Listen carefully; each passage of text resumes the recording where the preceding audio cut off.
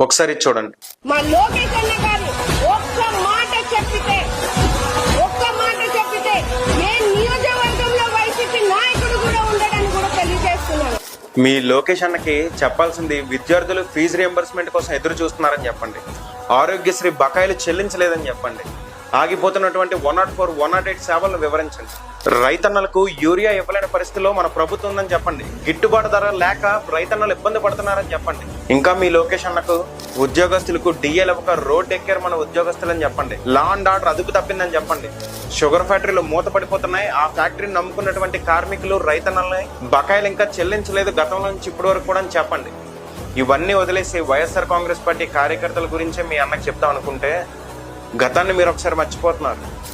ఎన్నికలు 2 నెలల వరకు కూడా మీకు నియోజకవర్గ కోఆర్డినేటర్లు ఎక్కడా లేరు మీ పార్టీకి. కానీ వైఎస్ఆర్ కాంగ్రెస్ పార్టీకి ఆ పరిస్థితి కాదు.